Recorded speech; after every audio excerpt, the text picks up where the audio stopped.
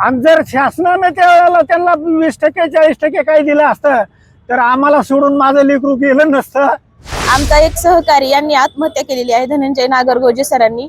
आज 18 वर्ष झालं आम्हाला पगार नाही. विना वेतन आज आम्ही काम करत आहोत. आमच्यावर एवढी दूर अवस्था निर्माण झाली की आज आम्हाला जगण्याची पण इच्छा राहिलेली नाही.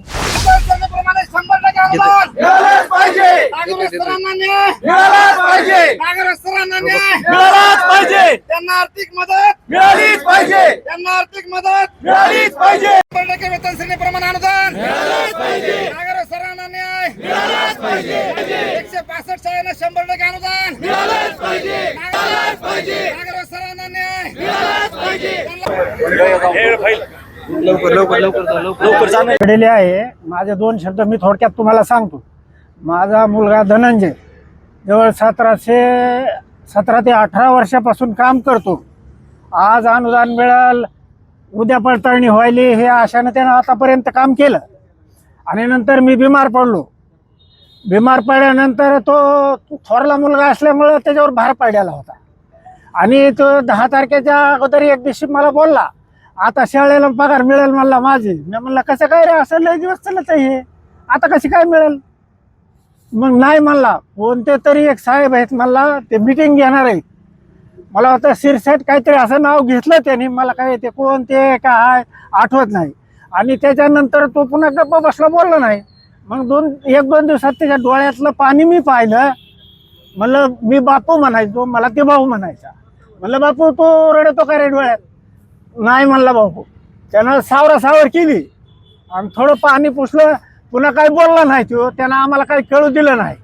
आणि जर शासनाने त्यावेळेला त्यांना 20% 40% काही दिलं असतं तर आम्हाला सोडून माझं लेकरू गेलं नसतं.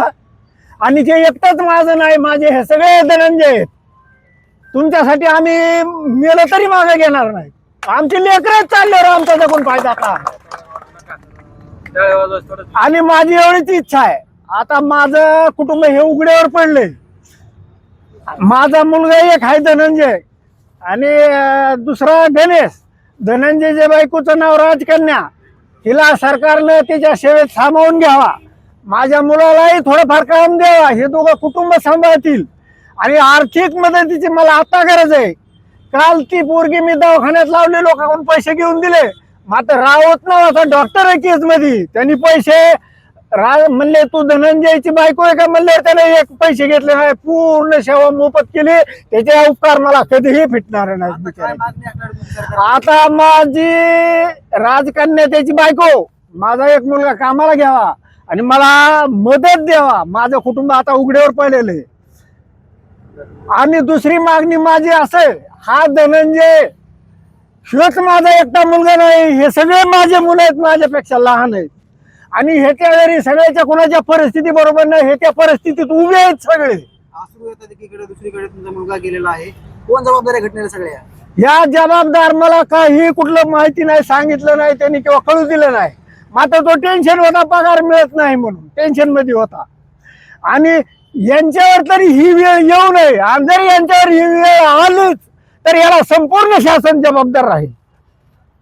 धनंजय नागरगोजेंना आत्महत्या करण्याच्या मागचं मुख्य कारण 2006 पासून ते आत्तापर्यंत वेगवेगळ्या पक्षानं शासन केलं.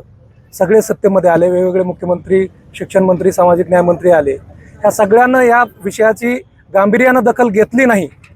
आणि शेवटचा टप्पा म्हणजे त्यानं 1 वर्षापूर्वी मुंबईला आंदोलनामध्ये एकदम सक्रिय सहभाग घेतला.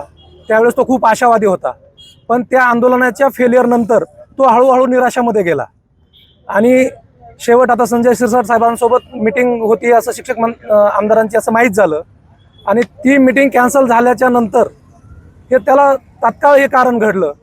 आणि शासनाच्या चुकीच्या धोरणाचा खऱ्या अर्थानं तो बळी आहे असं आमचं सुद्धा मत आहे. आज आपण पाहिलं 3रा दिवस हा उपोषणाचा आहे आणि दिवसेंदिवस इथे उपस्थित असलेल्या शिक्षक कर्मचाऱ्यांची संख्या वाढतच आहे.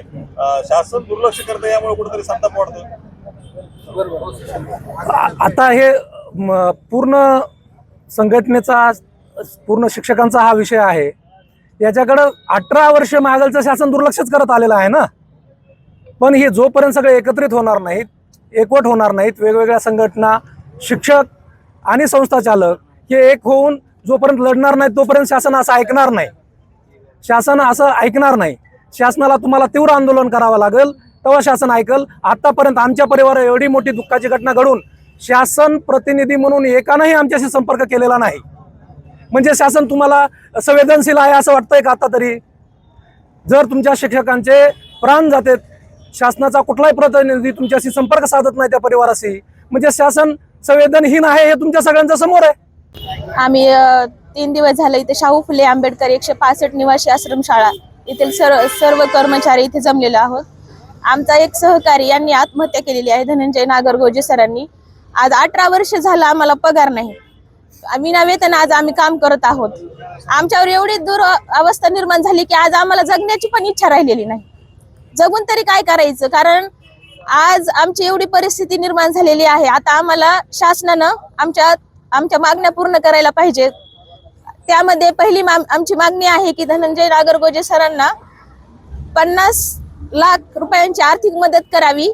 तसेच त्यांच्या घरातील कोणत्याही सदस्यांना शासकीय नोकरीत रुजू करावं व आमच्या 165 निवासी आश्रमशाळांना 100% वेतन श्रेणीप्रमाणे विजयंतीच्या धर्तीवर वेतन श्रेणी मंजूर करावी ही आमची प्रमुख मागणी आहे.